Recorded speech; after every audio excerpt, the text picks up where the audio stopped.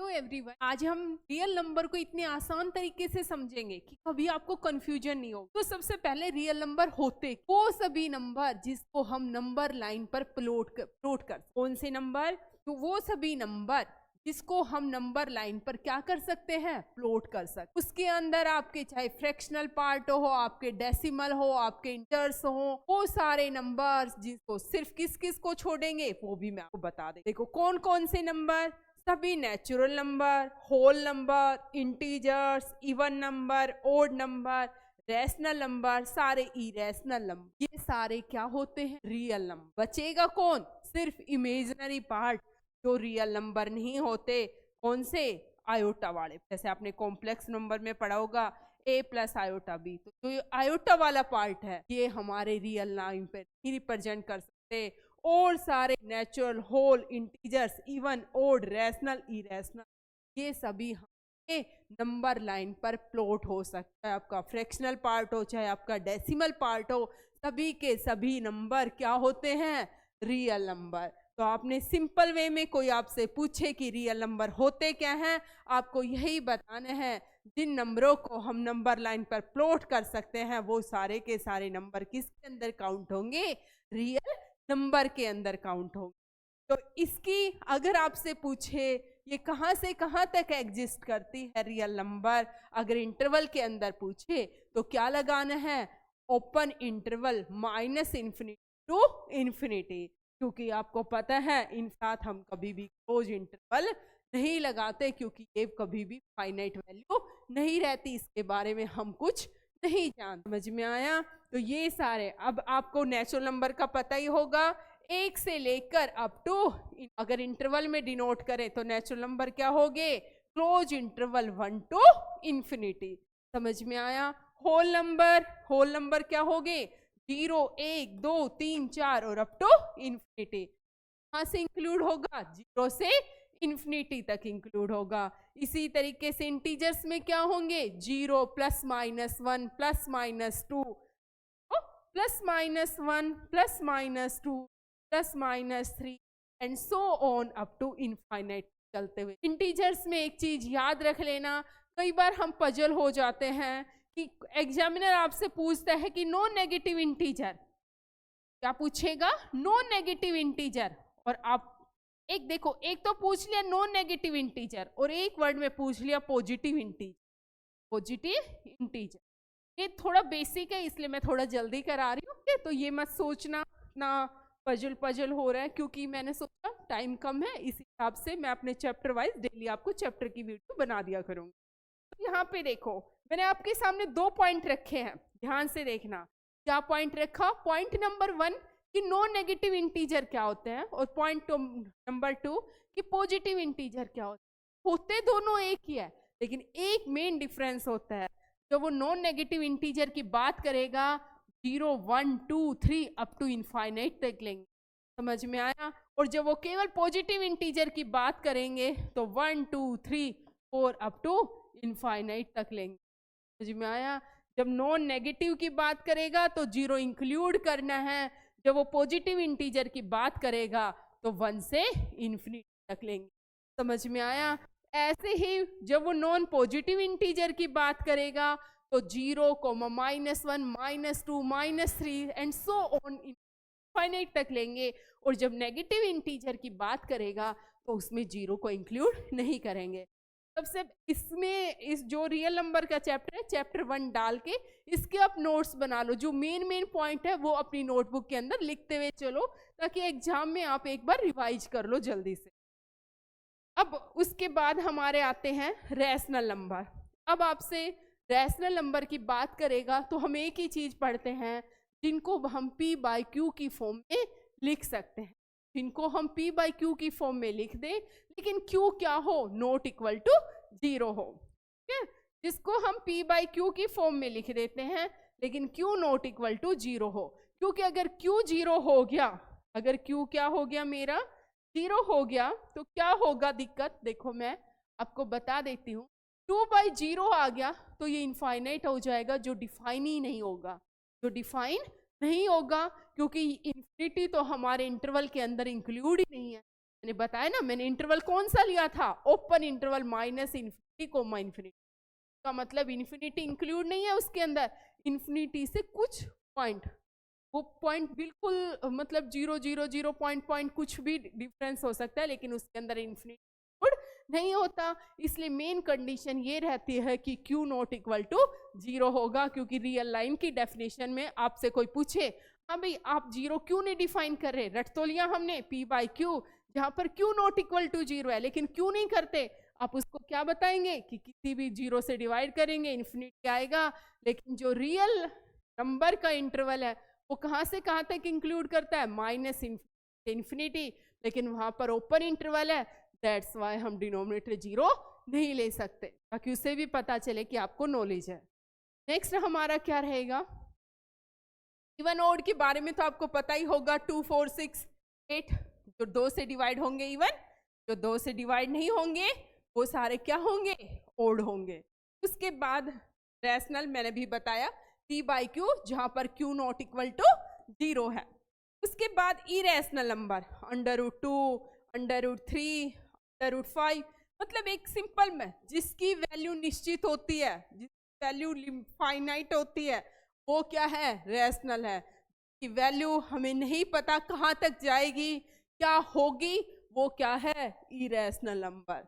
तो कुछ टाइम के बाद कह दे हाँ भाई अब और नहीं, वो रैशनल, जो कहीं चलते रहो वो इरेशनल। के बाद होता है कॉम्प्लेक्स नंबर, लेकिन ध्यान रखना कॉम्प्लेक्स नंबर रियल नंबर के अंदर इंक्लूड नहीं रहेंगे, क्योंकि इसका रियल वाला पार्ट तो इंक्लूड रहेगा, लेकिन इमेजिनरी पार्ट रियल नंबर के ऊपर इंक्लूड नहीं रहता। आपको पता होगा ना कॉम्प्लेक्स नंबर किस फॉर्म में लिखा जाता है, a प्लस आयोटा b, और जहां पर आयोटा का मतलब क्या होता है, आयोटा का मतलब होता है अंडर रूट ऑफ नेगेटिव, यहाँ पे नेगेटिव वैल्यू है कोई भी है उसका, जैसे माइनस तो है, इस माइनस का अंडर रूट आयोटा आएगा, और √3 के अंदर लिख, समझ में आया। अगर माइनस √4 है तो माइनस का तो आयोटा आएगा और 4 का 2 बन जाए, ठीक है। ये थी हमारा। अब नेक्स्ट हम क्या करते हैं, नेक्स्ट में आता है हमारा, उसके बाद हम कौन कौन से बातें हैं जो हमें रियल नंबर के अंदर ध्यान रखनी है।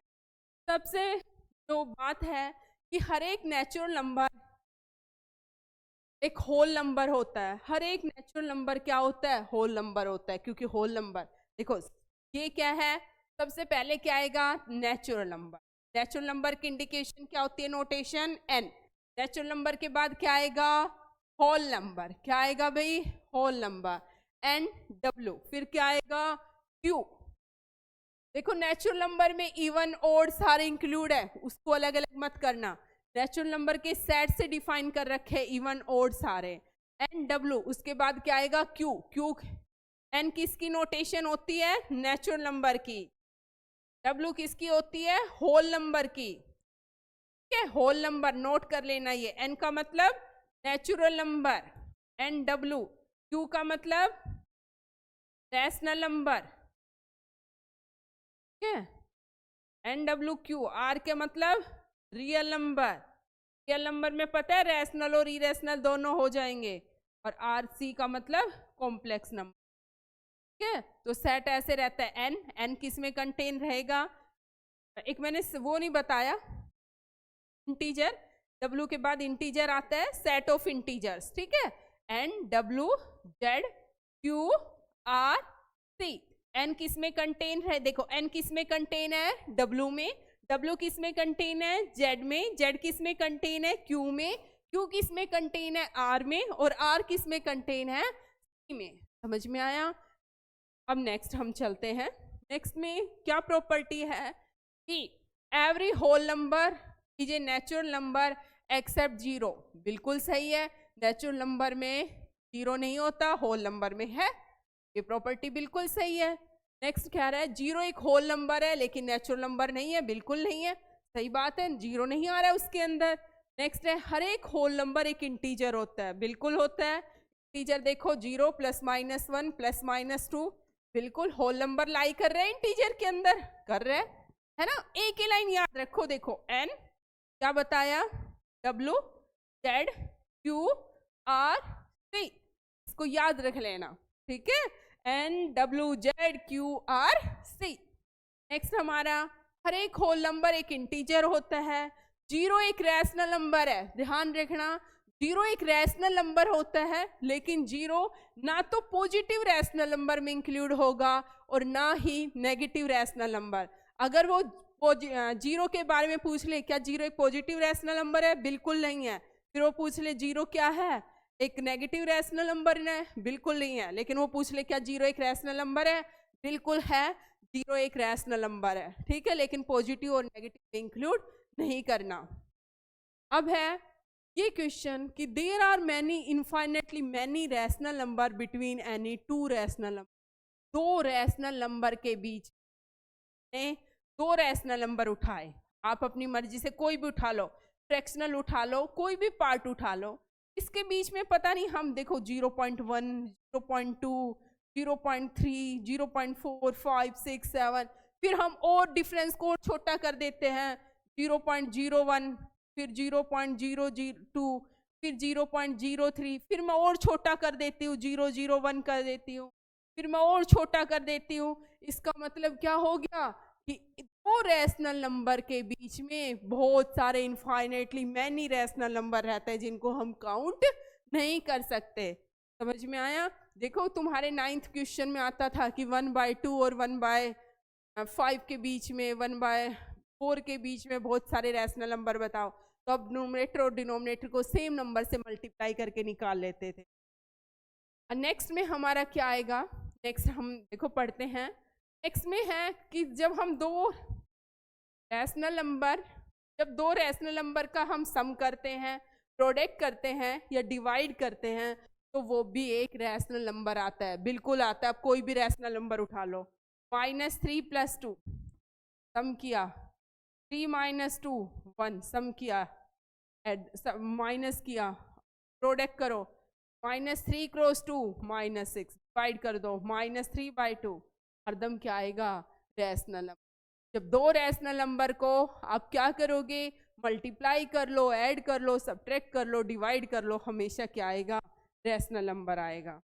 में देखो नेक्स्ट में क्या है, जब हम दो ही रैशनल नंबर को मल्टीप्लाई करते हैं, ऐड करते हैं या सब्ट्रैक्ट करते हैं, तो जरूरी नहीं कि वो एक रैशनल नंबर आए।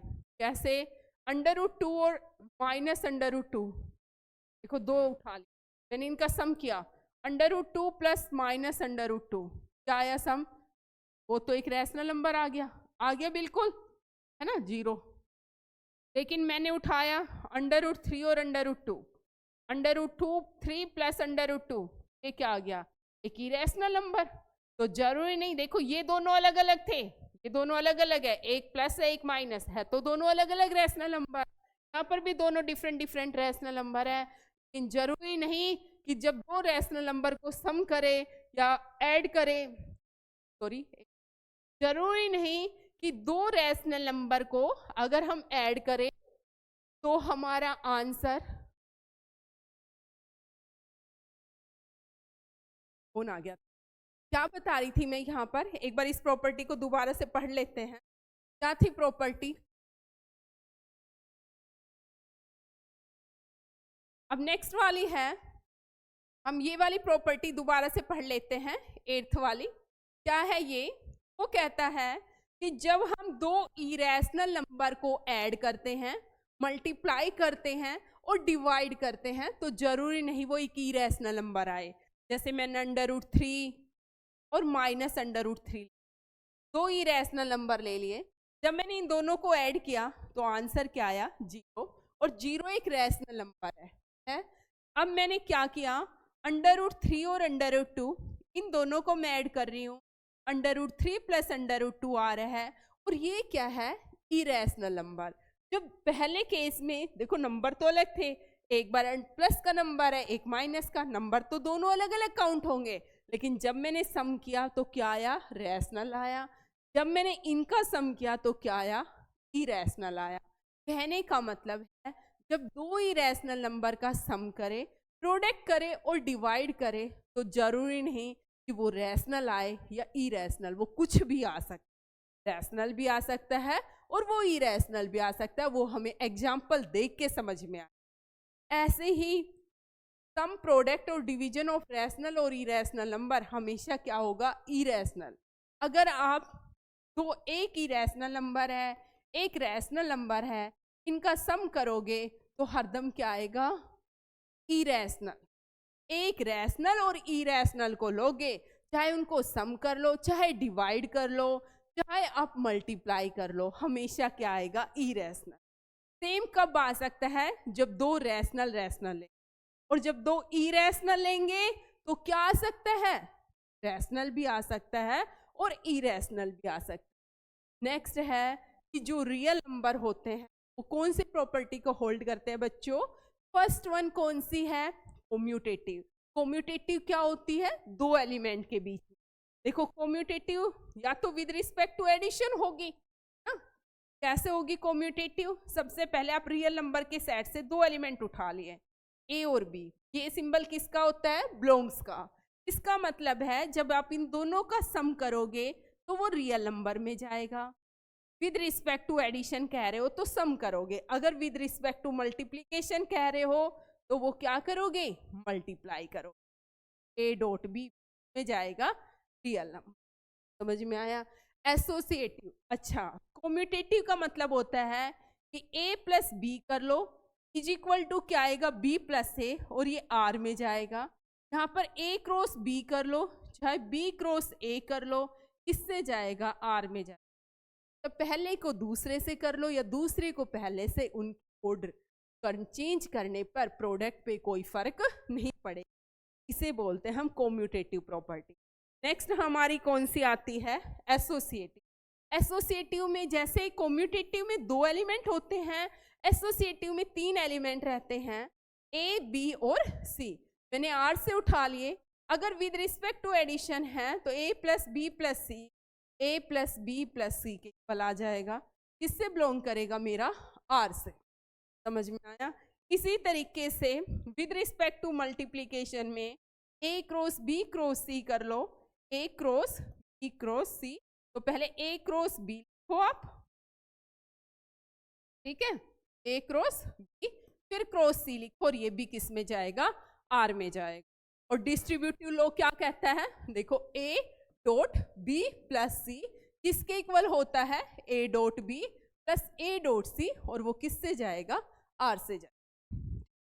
नेक्स्ट हम चलते हैं, ये कुछ प्रॉपर्टीज है, ध्यान रखना, एक बार अच्छे से करा दूंगी, जब लास्ट में ग्रुप और रिंग की बुक के अंदर है, बीएससी के अंदर बहुत अच्छे से क्लियर दिया हुआ है आपको। मैं हर हाल में ये कंप्लीट कराऊंगी आपको, ये टॉपिक अभी कराऊंगी तो आप लोग बोर हो जाओगे, आपको क्या लगेगा, मैडम को ही नहीं आता है ना, क्योंकि आपने पता नहीं वो पढ़ रखा है या नहीं पढ़ रखा। जब हम ज़्यादा हाई लेवल पे जाते हैं तो हम सोचते पता नहीं वो क्या पढ़ा रही है, ठीक है। तो मैं आगे नेक्स्ट चल देती, उसी से बेस जो प्रॉपर्टी लिखी हुई थी मैंने, उससे बेस दो क्वेश्चंस हैं। एक ये याद रख लेना, फिर मैं एक बात बता देती हूँ आपको, बहुत इंपॉर्टेंट है ये चीज याद रखनी। हम मोस्टली पाई के बारे में जब पूछते हैं कि पाई एक, हम जैसे पाई वर्ड को पढ़ते हैं हमारे दिमाग में एकदम से आता है पाई और ये इसका सिंबल, और हम ये सोचते हैं 22/7, और हम पॉइंटों में सोच लेते हैं 3.14, और हम सोचते हैं ये जो लिखा है हमने वो बिल्कुल सही। लेकिन ध्यान रखना, पाई की वैल्यू कभी भी 22/7, समझ में आया, पाई की वैल्यू कभी भी 22/7 नहीं होती, और 22/7 3.14। हम सिर्फ पाई की वैल्यू 22/7 अप्रोक्सीमेट लेके चलते हैं, अप्रोक्सीमेट लेके चलते हैं। इसीलिए जब वो एग्जामिनर आपसे क्वेश्चन पूछता है is pi a rational number, pi a rational number, तो हम बड़े कंफ्यूज हो जाते हैं, ये क्या हो गया, पाई तो कोई सोचता है यस और कोई सोचता है नो, और हमें पता आंसर क्या आता है, नो। बिल्कुल पाई एक रैशनल नंबर नहीं, और बिल्कुल सही बात है, पाई एक रैशनल नंबर नहीं है। फिर आप सोचते हो टीचर ने क्वेश्चन चेंज कर दिया, इज 22/7 रैशनल नंबर, तब आप क्या सोचते हो, आप सोचते हो हाँ बिल्कुल है, बिल्कुल है, पाई क्यू की फॉर्म में लिखा हुआ है, क्या है, रैशनल नंबर है ना। फिर कहाँ पे क्या डिफरेंस, ध्यान रखें, वो पाई की वैल्यू के बारे में बात करेगा तो पाई की वैल्यू होती है 3.1415926535897 तो अप टू इनफाइनाइट चलती रहती, फिक्स वैल्यू नहीं होती। और मैंने आपको बताया जो फिक्स होता है वो रैशनल, और जो जिसकी वैल्यू फिक्स नहीं वो क्या है, इरेशनल। दैट्स व्हाई पाई क्या होगा हमारा, एक इरेशनल नंबर। समझ में आया। इसी तरह एग्जामिनर ई के बारे में जब पूछता है तो आप कंफ्यूज मत होना। ई की वैल्यू, ई का मतलब एक्सपोनेंशियल, इसकी वैल्यू 2.71828182 एंड सो ऑन चलती हुई रहेगी, इसलिए इसकी वैल्यू में भी आप कंफ्यूज मत होना। अब वो पूछेगा आपसे, एग्जाम में क्वेश्चन आ जाता है छोटे छोटे कई बार कि दो इरेशनल नंबर की प्रोडक्ट ले रहे हैं।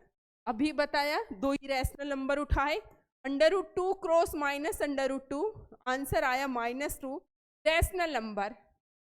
लेकिन जब √2 क्रॉस √3 उठाया, √6, ये क्या आया, इरेशनल नंबर आया, इरेशनल नंबर।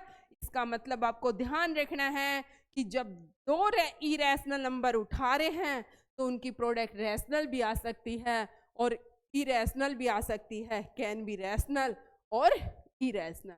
अब दो डिफरेंट इरेशनल नंबर ले लो, दो डिफरेंट इरेशनल नंबर ले लो, इसका आप बताओगे आंसर क्या आना चाहिए। ठीक है, वैसे मैंने एग्जाम्पल ये किया है, इसी से आप आइडिया दे सकते हो। प्लीज इसका आंसर मुझे कमेंट में जरूर बताना आप लोग कि इसका आंसर क्या होगा, ताकि मुझे भी लगे कि आपको कुछ समझ में आता है मेरा पढ़ा है। वो तो हमने पढ़ लिया अभी, रियल लाइन की नंबरों को हम नंबर लाइन पे प्लॉट कर सकते हैं। हम इसकी डेसिमल एक्सपेंशन लिखेंगे रियल नंबर की, तो हम किस तरीके से करेंगे क्वेश्चंस को। ठीक है, जब हम रियल नंबर की डेसिमल एक्सपेंशन लिखेंगे तो कैसे करेंगे देख लेते हैं। तो ध्यान रखना एक बात, हम रियल नंबर की डेसिमल एक्सपेंशन करते हैं तो वो तो या तो वो टर्मिनेट होगी या वो नॉन टर्मिनेट। दो केस होंगे, केस फर्स्ट क्या होगा, एक केस सेकंड। केस फर्स्ट में क्या होगा, डेसिमल के दो केस बने हमारे पास, ये कोई भी डेसिमल नंबर है, ठीक है, ये दो केस बने, केस फर्स्ट और केस फर्स्ट। केस फर्स्ट कहेगा भाई वो टर्मिनेट हो गया। टर्मिनेट का मतलब है जैसे 3.25, 8.176, 2.9, कुछ पॉइंटों के बाद रुक गया। दूसरा केस बनेगा वो चलता हुआ जा रहा है 0.3333 ऑन, आया समझ, 0.313131 तो ऑन, एक 0.8765432198464339 चलता हुआ जा रहा है। हम यहाँ पर केस फर्स्ट तो हमने खत्म कर दिया, टर्मिनेट है, वैल्यू फाइनाइट, कुछ टाइम के बाद रुक रही है, हर हाल में रैशनल, हर हाल में क्या है, रैशनल है, यही बात है। अब हम केस 2 के ऊपर पहुंचते हैं। केस 2 में हम देखते हैं कि एक डिजिट है जो बार बार रिपीट हो रही है, यहाँ पे दो डिजिट है जो बार बार रिपीट हो रही है, मतलब उन्होंने एक पैटर्न को फॉलो कर रहा है कि भाई 31 के बाद 3131 के बाद आपको रिपीटेशन मिल रही है। लेकिन जो तीसरे वाला डेसिमल लिखा, यहाँ पर मुझे कहीं पर भी रिपीटेशन नहीं दिख रही, वो रेंडमली कभी कोई डिजिट आ रही है, कभी कोई डिजिट आ रही है, कभी कोई आ रही है। तो यहाँ पे ध्यान रखना, जो केस सेकंड है इसको फर्दर हम दो पार्ट से डिवाइड कर देंगे। फर्स्ट पार्ट वो जो ये वाले दो नंबर है, जो इस टाइप के नंबर्स होंगे डेसिमल, उनको हम बोलेंगे नॉन टर्मिनेटिंग। क्या बोलेंगे, नॉन टर्मिनेटिंग है, लेकिन उसके बाद भी क्या हो रहे हैं, रिपीट हो रहे हैं।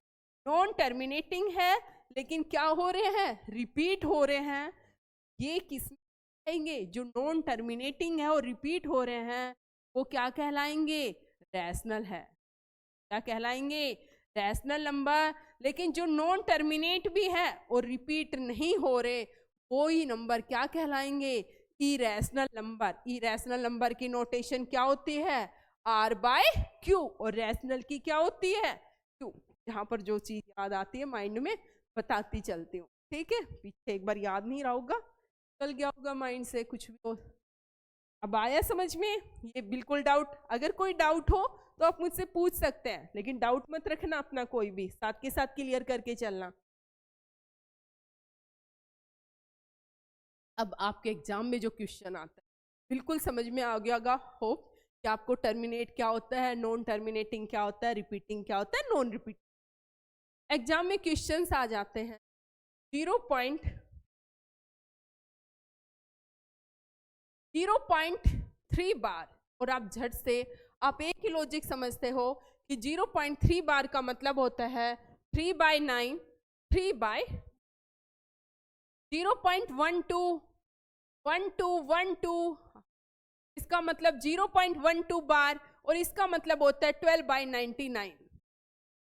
आप इसका मतलब यही समझे।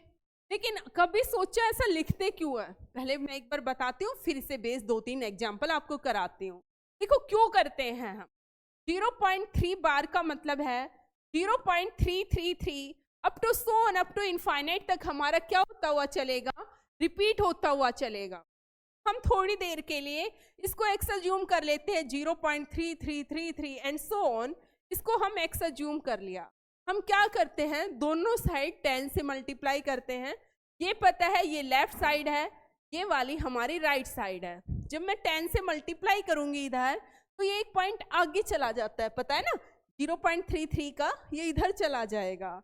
अब अगर मेरा 2.6 है तो मैं इसको लिख सकती हूँ 2 + 0.6 सकते हैं, कोई फर्क नहीं पड़ेगा। देखो इसका मतलब तो ये है 2.0 में 0.6 ऐड करो, 2.6 ही तो आएगा, तो इसको मैंने लिख लिया। इसका मतलब है 10x, ये आएगा मेरा 3 + 0.3333 and so on up to infinity. एक इन्फिनिटी वैल्यू में मैं कितनी भी ऐड कर दूं या कितनी भी सब्ट्रैक्ट कर दूं, मल्टीप्लाई कर दूं या डिवाइड कर दूं, ध्यान रखना वो इन्फिनिटी की इन्फिनिटी ही रहेगी, नॉट डिफाइन रहेगी। तो इसका मतलब ये फिर से ये वैल्यू हमारी क्या बन गई, x बन गई। इधर क्या आया मेरा 10x, इधर चला गया, ये 9x = 3 आया, x = 3/9 आया, और ये मेरा क्या बन गया 1/3। इसीलिए हम 3/9, अगर 2 बार रिपीट हो रही है तो 2 बार 9 आएगा, अगर 3 डिजिट रिपीट हो रही है तो 3 बार 9 आएगा। समझ में आया ये पैटर्न। अब एक और टाइप यहाँ पे हो सकती है, जैसे यहाँ पे पूछ लिया आपसे 0.234, 34 पर बार है लेकिन 2 पर बार नहीं है, तो हम क्या करेंगे, यहाँ पर 234 में से 2 को माइनस कर देंगे, जितने पर बार है उतने 9, और जिस पर बार नहीं है उसकी जगह हम क्या लिख देंगे 0।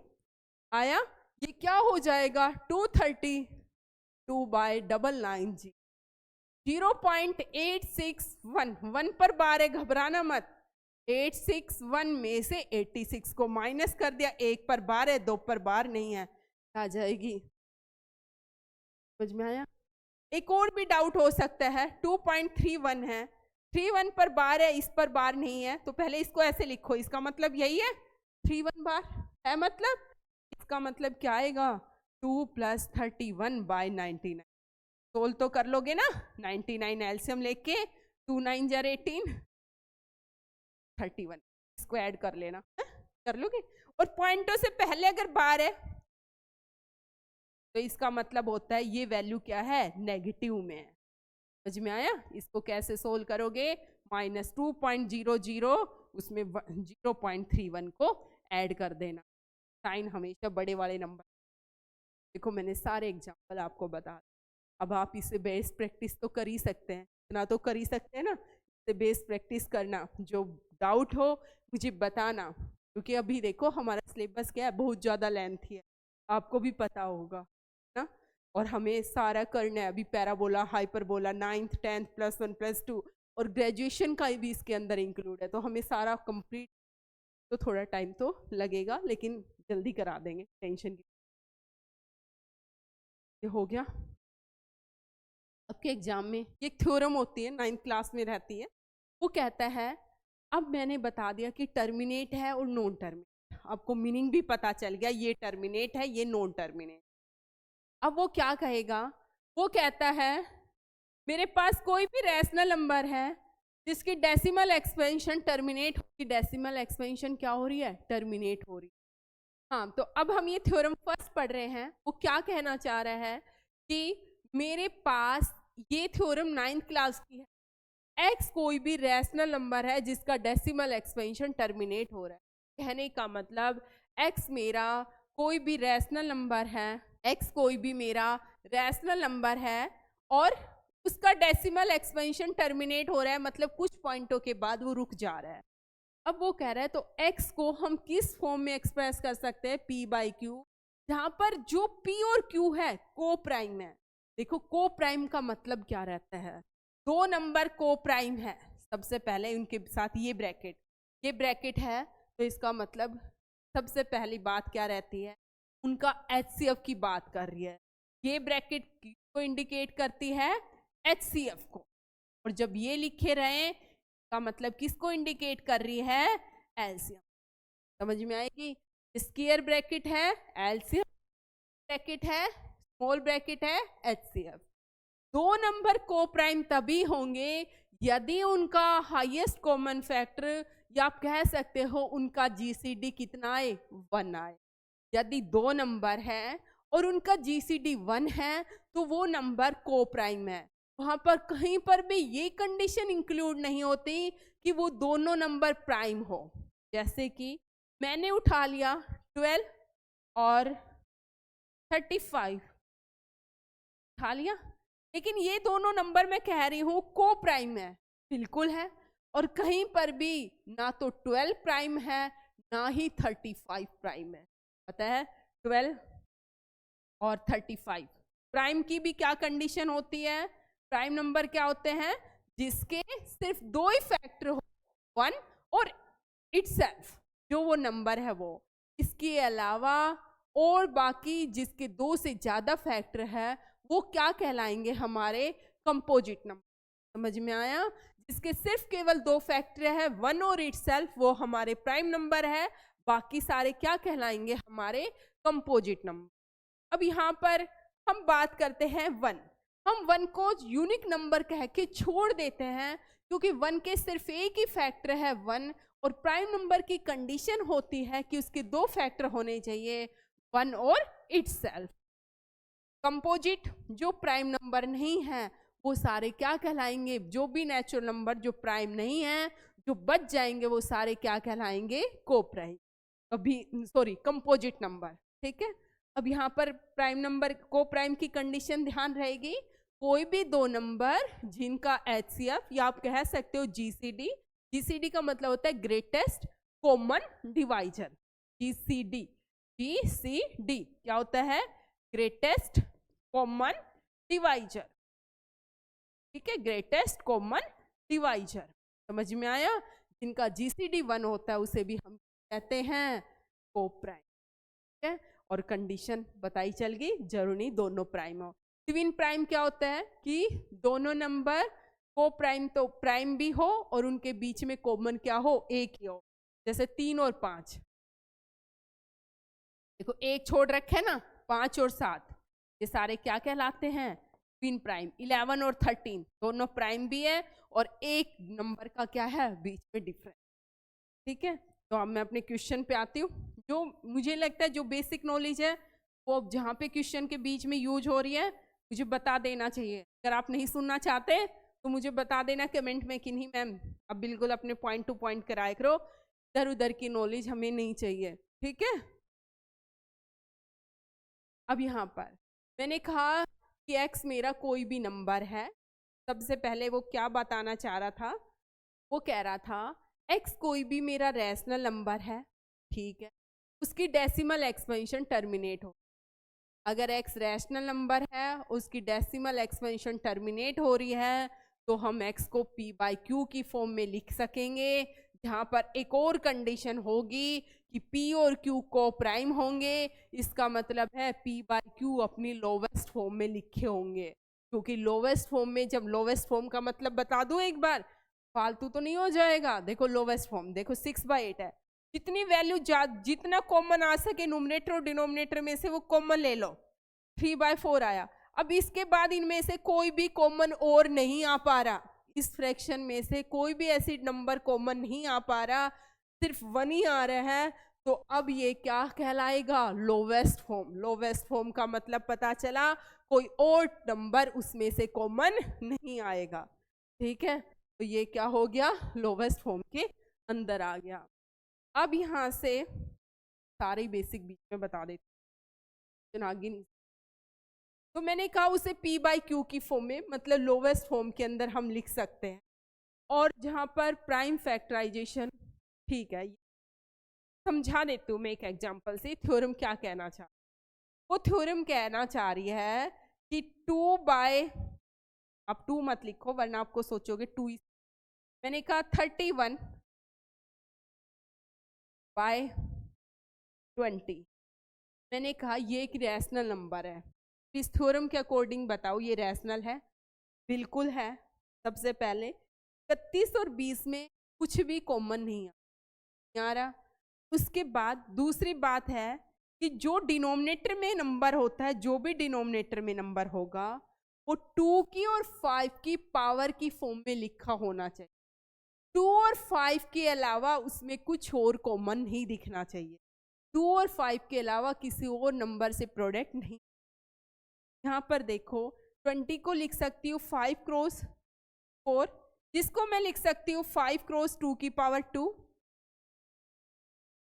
अगर उसका डिनोमिनेटर 5 और 2 की किसी पावर की फॉर्म में आ रहा है, वो कहना चाह रहा है जो P बाई क्यू है, जहां पर Q मेरा 2 की पावर n और 5 की पावर m की फॉर्म में आ रहा है, लोवेस्ट फॉर्म में लिखने के बाद, तो वो टर्मिनेट होगा। समझ में आया? तो ये देखो 2 और 5 की पावर में आ रहा है तो क्या होगा, टर्मिनेट होगा। एक दो एग्जाम्पल करें हम, इससे समझ में आएगा आपको, थ्योरम में थोड़ा पजल हो जाता। विदाउट डिवाइडिंग, वो आपसे कहेगा ये बताओ भाई विदाउट डिवाइड, ये 7 बाई 80, 7 बाई 80 लोवेस्ट फॉर्म में है, कुछ कॉमन नहीं है दोनों के बीच में, जीसीडी 1 है, पहली कंडीशन। 7 16 क्रॉस 5 लिखा 7, 16 को लिखा 4 की 2 क्रॉस 5 की 1, सॉरी 2 की पावर 4 क्रॉस 5 की 1। अब मैं इसको, ये तो मुझे पता चल गया डिनोमिनेटर 2 और 5 की फॉर्म में लिख दिया, P और Q में कुछ कॉमन भी नहीं है, हर हाल में टर्मिनेट होगा। अब मैं ये और बता दूं कितने पॉइंटों के बाद टर्मिनेट होगा, वो कैसे करना है। यहाँ पे देखो 2 में और 5 में मैक्सिमम पावर क्या है, 4, 2 की पावर 4, 4 मैक्सिमम है, तो अब 5 को भी जो पावर मैक्सिमम है उसमें ही कन्वर्ट करो, 5 की पावर 3 से ही मल्टीप्लाई करो, 5 की पावर 3 से ही डिवाइड करो, करोगे ये हो जाएगा 125, नीचे हो जाएगा 2 की 4 क्रॉस 5 की 4, इसका मतलब 7 क्रॉस 125, नीचे आ जाएगा 10 की पावर 4, इसका मतलब ये 4 पॉइंटों के बाद क्या हो जाएगा, टर्मिनेट हो जाएगा। समझ में आया? कितने पॉइंटों के बाद, 4 पॉइंटों बाद बंद हो जाएगा, आगे नहीं बढ़ेगा। 7 5 जार 35, 7 2 जार 14, 3 17, 7 और 1 8 अपॉन 1 2 3 4, 1 2 3, ये होगा आंसर इसका। समझ में आया? बिल्कुल। नेक्स्ट एक कर देती हूँ, एक आपके लिए छोड़ दूंगी, 2 मेरे 2। अब जैसे 11 बाई 30 आ गया, तो 11 बाई 30 का क्या करेंगे हम, 11 30 को क्या लिख सकते हैं, 6 5 जार 11, 2 क्रॉस 3 क्रॉस 5, जब तक 3 क्रॉस 2 क्रॉस 5 तो मेरा बन गया 2 और क्रॉस 5, लेकिन ये 3 नंबर एक्स्ट्रा आ गया, इस 3 के आते ये क्या बन जाएगा, नॉन टर्मिनेट। समझ में आया? इसी तरीके से 13 बाई 125, तो इसको लिख दो 13 5 की क्यूब, कोई बात नहीं, अब आप घबराना मत, आप इसको नॉन टर्मिनेटिंग मत लिख देना, लिख देंगे क्यों, क्योंकि ये 2 की पावर 0, वहां पर कंडीशन होती है n और m हमारे क्या होते हैं, 0 भी हो सकते हैं, 0 1 2 3 4 5 कुछ भी हो सकते हैं, ठीक है, नॉन नेगेटिव इंटीजर होते हैं। समझ में आ गया? m और n क्या होते हैं, नॉन नेगेटिव इंटीजर, मतलब 0 भी इसके अंदर इंक्लूड होता है। आया? तो लिख दिया।